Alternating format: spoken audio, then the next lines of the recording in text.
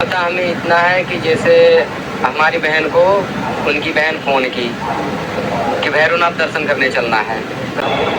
वो लेके गया है, वही किया होगा ऐसा हत्या। और कौन कर सकता है? जब उसके साथ में ही थी तो फिर कौन अभी करेगा? पुलिस से पता चला आपको कि ये शरीर इसका यही पर वो जो पहनी थी अपने हाथ में काला रक्षा और काला रे हाथ में कंगन और पैर में काला धागा, इस वजह से पहचान में आ गए। हाँ, और उस लड़के ने कबूल भी कर लिया हमने यही किया। तो चाहते हैं जैसे हमारी लड़की चली गई वो भी चला गया। हाँ अच्छा, हाँ, हम यही चाहते हैं। वो तो जेल में है ना? कहीं भी रहा है, हाँ, वो भी चला गया। 10 नवंबर 2022 को आराधना प्रजापति अपने पिता और भाई से यह कहकर घर से जाती है कि मैं अभी अपने सहेली के साथ मंदिर में दर्शन करके वापस आ जाऊंगी। सोचिए, एक पिता के पुत्र और एक भाई की बहन जो उस रात जब निकलती है तो फिर वो नहीं आती, और आती है 1 हफ्ते बाद उसकी हत्या की खबर। और इस तरह से निर्मम हत्या कर दी गई रहती है उसकी। इस तरह से निर्मम हत्या की गई होती है कि उसके शरीर के लगभग 5 टुकड़े किए गए होते हैं और अभी भी उसका सर लापता रहता है। आखिर किसने किया था इस निर्दोष लड़की का इतनी बेरहमी से कत्ल? तो आइए जानते हैं आगे की सारी घटना को सिलसिलेवार तरीके से।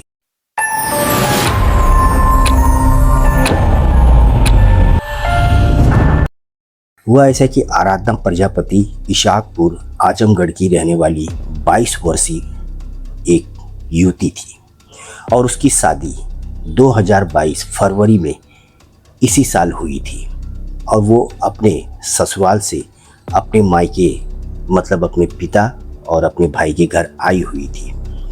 उस समय उसे एक सहेली फ़ोन करती है, पिता को भाई को ये बताती है कि मैं सिर्फ अपने सहेली के साथ जा रही हूँ और वहाँ मंदिर पे दर्शन करके चली जाती हूँ।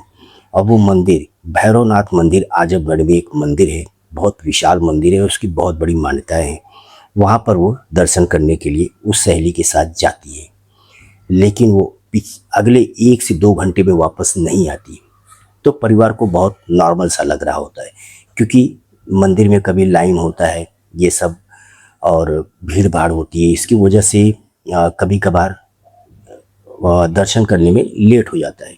इससे परिवार को इतना आश्चर्यजनक नहीं हुआ। लेकिन पूरी शाम हो गई लेकिन वो लड़की नहीं आई। फिर पूरी रात और वो लड़की नहीं आई। फिर उसके पिताजी और उसके भाई को बहुत चिंता होने लगी और वो पुलिस स्टेशन जाते हैं, गांव वालों को आजू बाजू बताते हैं, यहाँ वहाँ पूछताछ करते हैं, लेकिन कोई फ़ायदा नहीं होता।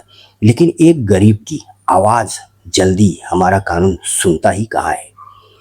वहाँ पर जाने के बाद पुलिस ने उनका केस दर्ज नहीं किया, ये कह के कि अभी लगभग पूरे 24 घंटे नहीं हुए।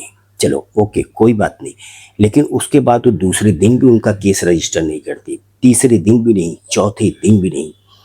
5वें दिन जब उन्हें मतलब 15 नवंबर 2022 को जब पुलिस को सूचना मिलती है कि ये कुएं से बहुत ही ज़्यादा बदबू मार रहा है, तो वहाँ पर जब पुलिस वहाँ पहुँचती है तब देखती है और देख के वो भौचक्का रह जाते हैं कि किसी व्यक्ति या किसी इंसान का लाश 4 टुकड़ों में कटा हुआ मिलता है। और 4 टुकड़ों में कटा होने के बाद पुलिस बहुत ही क्योंकि आजमगढ़ जैसे एरिया में और जहाँ की मैं ये घटना बता रहा हूँ, वहाँ पर ये घटना बहुत ही रेयरली होती है। और ऐसी घटना पुलिस ने पहली बार देखा था कि किसी इंसान का शरीर इतने टुकड़ों में काटकर किसी कुएं में फेंक दिया गया हो। उसके बाद जब पुलिस आगे की इंक्वायरी शुरू करती है तो उन्हें ऐसा लगता है कि जो मिसिंग कंप्लेंट कराने वो लोग आ रहे हैं और लड़की की उम्र लगभग यहाँ वहाँ बता रहे हैं, और उस बॉडी से जो उन्हें कपड़े मिलते हैं और जो चप्पल मिलते हैं उससे ये तो साबित हो जाता है कि ये किसी युवती की ही बॉडी है। इसलिए पुलिस उसके भाई को और उसके पिता को पुलिस स्टेशन बुलाती है और शिनाख्त करवाती है। सर तो बॉडी का मिला नहीं होता है, लेकिन उसका कपड़ा, उसका चप्पल और उसके कलावा जो काले धागे का रहता है, उसके पिता केदार प्रजापति और उसके भाई सुनील प्रजापति वो देखकर पहचान जाते हैं पहली नज़र में।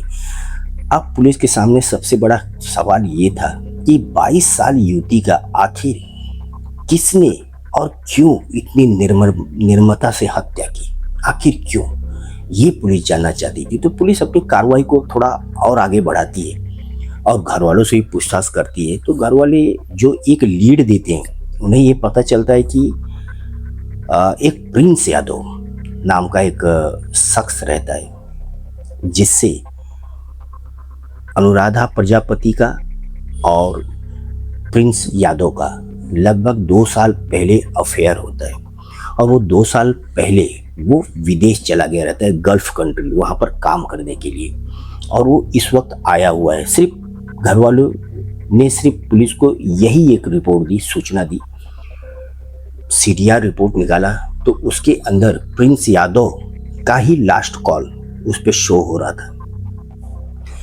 फिर पुलिस के सामने एक सबसे बड़ा लीड था प्रिंस यादव और सीडीआर रिपोर्ट में भी ये दिखा रहा था कि इसी ने सबसे लास्ट में कॉल किया हुआ है।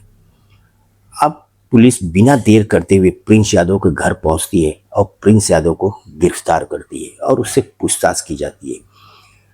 कुछ मीडिया रिपोर्ट के अनुसार प्रिंस यादव को जब पुलिस गिरफ्तार करने जाती है तो वो गोली चलाता है और जवाब में पुलिस भी गोली चलाती है और प्रिंस यादव घायल हो जाता है।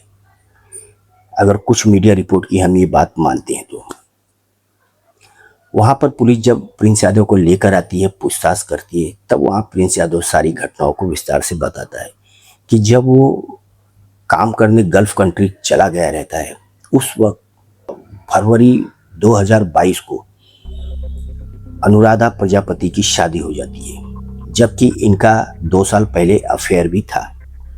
लेकिन जब ये प्रिंस यादव को पता चलता है कि अनुराधा ने शादी कर ली है और तब जब फरवरी में उसकी शादी हो रही होती है, उस वक्त प्रिंस यादव को इस घटना की कोई जानकारी नहीं रहती है। लेकिन बाद में उसे अपने दोस्तों से, अपनी बहन से पता चलता है कि अनुराधा प्रजापति की शादी हो गई है और इस तरह वो बहुत ही गुस्से में आ जाता है और वहाँ से गल्फ कंट्री से इंडिया वापस आता है। वो अनुराधा प्रजापति के ऊपर कंटिन्यू प्रेशर बना रहा होता है कि अपने पति को छोड़कर मेरे साथ आ जाओ, लेकिन अनुराधा प्रजापति कंटिन्यू मना कर रही थी क्योंकि अनुराधा प्रजापति अपने ससुराल में भी बेहद खुश थी। एक मासूम सी लड़की थी और किसी वक्त उसका एक अट्रैक्शन था प्रिंस यादव के प्रति, लेकिन प्रिंस यादव ने उस चीज़ को बहुत ही ज़्यादा गंभीरता से लिया। उसके बाद आराधना प्रजापति ने जब कंटिन्यू उसे मना करते चली गई तो फिर प्रिंस यादव ने बनाया एक बहुत ही भयानक प्लान। उसने 10 नवंबर 2022 को बहन के द्वारा फ़ोन करवाता है और मंदिर में दर्शन करने के बहाने बुलाता है। फिर वहाँ प्रिंस यादव अनुराधा प्रजापति से मिलता है। फिर अनुराधा प्रजापति और प्रिंस यादव बाइक पर बैठकर कुछ दूर जाते हैं। वहाँ होटल में ये लोग खाना खाते हैं, नाश्ता करते हैं। उसके बाद प्रिंस यादव अपने मामा के घर, जो आजमगढ़ में ही पश्चिम पट्टी करके एक गांव है, वहाँ लेकर जाता है और वहाँ जाने के बाद घर के पीछे गन्ने की खेती होती है और उस गन्ने की खेती में पहले से ही उसके अंकल का लड़का सर्वेश यादव वो भी उस गन्ने के खेत में छुपा हुआ होता है। जैसे ही अनुराधा प्रजापति को लेकर प्रिंस यादव उस गन्ने की खेत में जाता है, दोनों मिलकर उसका गला दबा देते हैं और फिर उसके बाद इन लोगों की निर्ममता देखिए, मतलब किस तरह से आदमी, मैं ये कह सकता हूँ, नर पिशाच बन जाता है। उन्होंने प्रजापति का, अनुराधा प्रजापति का उन्होंने टुकड़े किए और उसके 4 टुकड़े एक कुएं में फेंक दिए और उसका सर ले जाके वहां से लगभग 6 किलोमीटर दूर एक तालाब में उसका सर फेंक दिया। इसने प्रिंस यादव को ले जाके वहां सारा तालाब में फिर से सारे रिकंस्ट्रक्शन किए गए कि किस तरह से घटना हुई, कैसे फेंकी गई, सारा सीन को फिर से दोहराया गया और वहां आखिरकार पुलिस ने अनुराधा का सर पा लिया। ये अब तक की रिपोर्ट थी। मैं ये बताना चाहता हूँ कि अगर मान लीजिए आप किसी से प्रेम कर रहे हैं और आपको प्रेम नहीं मिल पा रहा है, तो उसका मतलब ये नहीं होता है कि आप उसकी हत्या कर दो। मेरा तो सिर्फ यही कहना है कि लेट हर गो। आप अपनी लाइफ में कोई भी चीज़ें आसानी से छोड़ना सीखिए, क्योंकि जब हम आसानी से चीज़ों को छोड़ना सीख लेंगे तो हमारे दुखों का जो सबसे बड़ा जो कारण बन जाता है कि जब हम अपने मन के अंदर किसी चीज़ को बार बार सोचने लगते हैं और वो चीज़ बहुत ही भयानक रूप ले लेती है, लेकिन अगर हम उसको लेट गो कर देते हैं तो वो चीज़ हमें बहुत सरल महसूस होने लगती है, बहुत अच्छा लगने लगता है, बहुत हल्का लगने लगता है।